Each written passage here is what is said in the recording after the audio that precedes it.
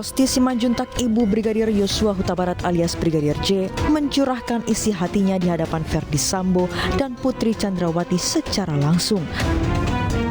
Kepada Ferdy Sambo dan Putri Chandrawati, Rosti menumpahkan segala rasa kekecewaan dan hancurnya hati seorang ibu melihat anaknya mati terbunuh. Anak saya, Bapak habisi. Nyawanya Bapak rampas. Itu adalah hak Tuhan, Bapak. Kata Bapak saya dengarkan di media. Bapak adalah ciptaan Tuhan. Ini ya, Bapak saya kutip ini. Pemberitahuan di media. Bapak adalah ciptaan Tuhan.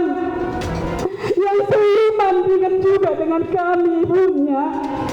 Dengan anakku membuat saya Yosua yang sudah Bapak habisin.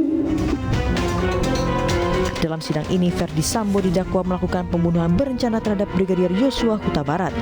Ferdy Sambo diadili dengan pasal 340 KUHP subsidiar pasal 338 KUHP Junto, pasal 55 ayat 1 ke 1 KUHP.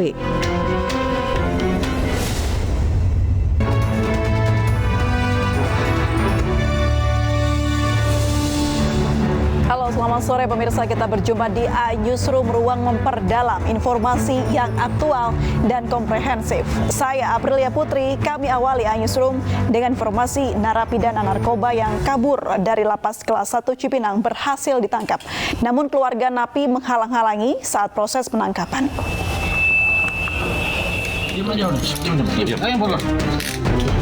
Narapidana bandar narkotika yang melarikan diri dari Lembaga Pemasyarakatan kelas 1 Cipinang, Jakarta Timur ditangkap di Cibinong, Bogor, Jawa Barat. Keluarga pelaku pun histeris saat menyaksikan penangkapan. Polisi meminta agar keluarga untuk tidak menghalangi petugas. Aditya Egatifan alias Bokir merupakan tahanan dalam kasus narkotika melarikan diri dari lapas kelas 1 Cipinang sejak Sabtu sore lalu dengan cara memanjat dan melewati 7 pos penjagaan tanpa diketahui petugas.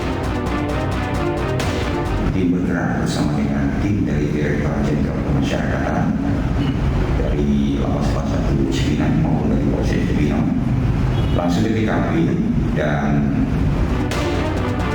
Bokir divonis 14 tahun penjara dengan barang bukti berupa ribuan ekstasi dan narkotika jenis sabu. Kini Bokir ditempatkan di blok sel tahanan khusus dengan penjagaan ekstra. Selain itu, petugas juga menjatuhkan sanksi kepada Bokir, yakni tidak akan mendapatkan remisi.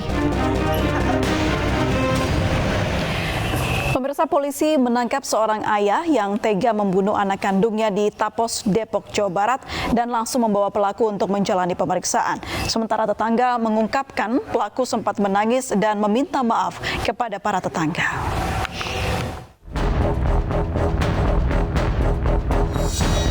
Polisi menangkap pelaku pembacok istri dan anak hingga tewas di rumahnya di Tapos, Depok, Jawa Barat. Pelaku pun langsung dibawa untuk menjalani pemeriksaan lebih lanjut di Mapolrestro Depok. Kasat Reskrim Polres Metro Depok AKBP Yogen Heros Baruno membenarkan penangkapan tersebut. Bagi meninggal dunia, jadi ibu dan anak korban ini diduga pelaku adalah ayah atau suami korban, sudah diamankan. Awalnya diamankan di Polres Cimalis, kemudian kita bawa ke Polres untuk kita gali lebih lanjut karena sampai sekarang dari pelaku belum memberikan keterangan terkait motif apa terjadinya pembunuhan saksi.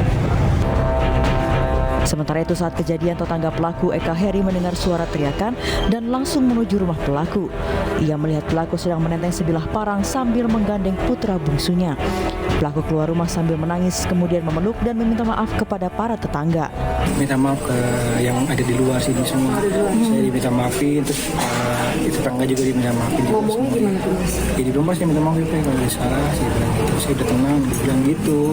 Gitu doang sih. Mungkin dia udah puas kali ya. Habis siapa anaknya sama istrinya sih. Saat ini sang istri masih menjalani perawatan intensif di rumah sakit terdekat, sementara jasad anak perempuannya dibawa ke rumah sakit Polri Kramat Jati.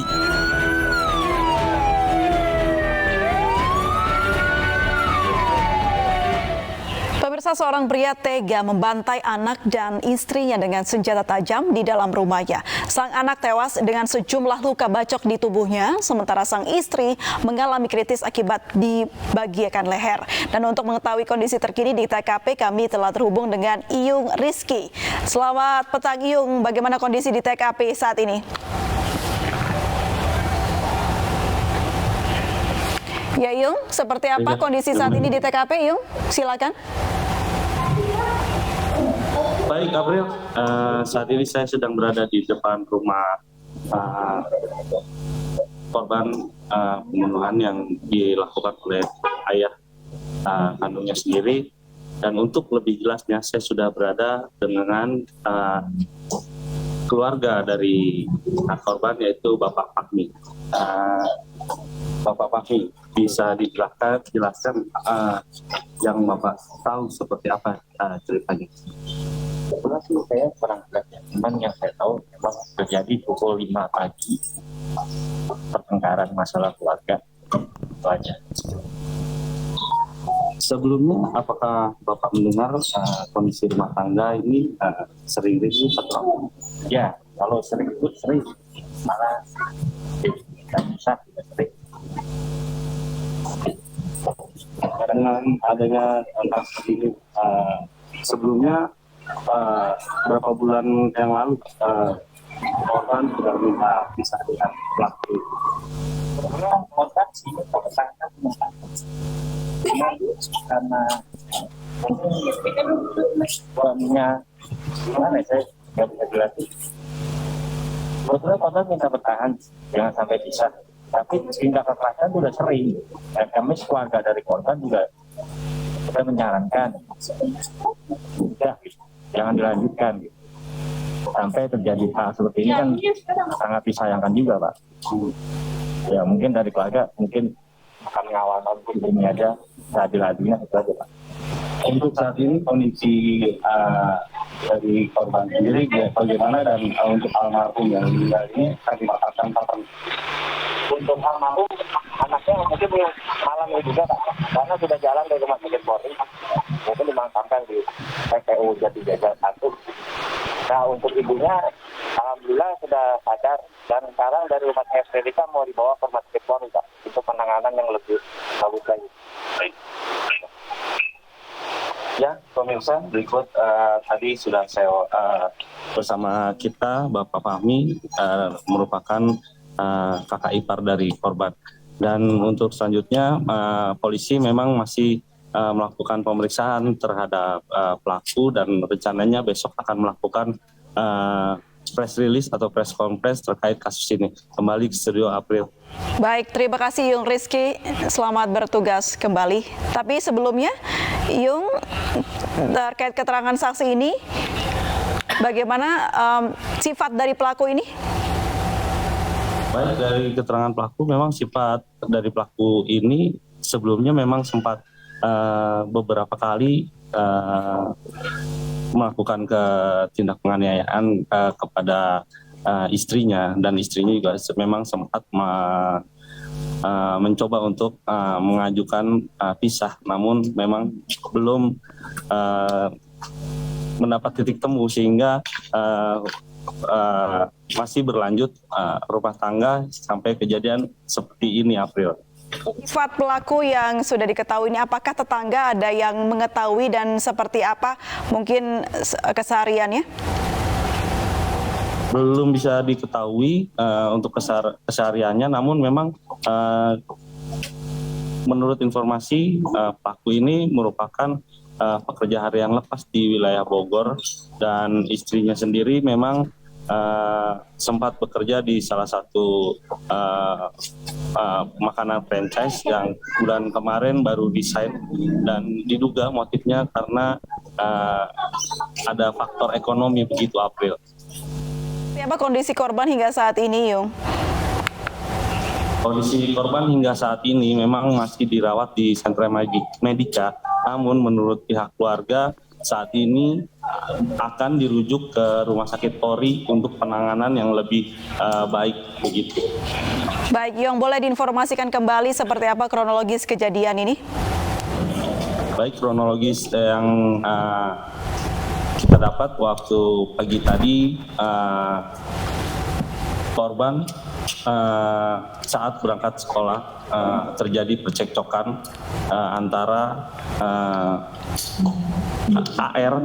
RA dan korban. Lalu entah bagaimana kronologinya, korban melihat anaknya sedang mau dilukai oleh pelaku, dan pelaku pun terus melakukan penyerangan terhadap anak tersebut, sehingga korban juga mengalami luka akibat sabetan senjata tajam yang dipegang oleh pelaku. Begitu, April. Baik, sempat ada yang memisahkan tidak ketika kejadian itu terjadi? Untuk tetangga yang mendengar memang ada teriakan minta tolong, namun saat tetangga datang, kondisi sudah terlambat dan sang anak sudah bersimbah darah dan kemungkinan sudah dalam kondisi tewas karena kehabisan darah, begitu, April. Sementara untuk korban, istrinya berhasil diselamatkan dan dibawa ke rumah tangga lainnya, gitu, April. Jadi siapa yang melaporkan kejadian tersebut? Apakah tetangga? Tetangga. Baik, tetangga yang melaporkan kejadian ini ya. Baik, terima kasih Yung Rizky sudah melaporkan langsung dari lokasi kejadian. Selamat bertugas kembali.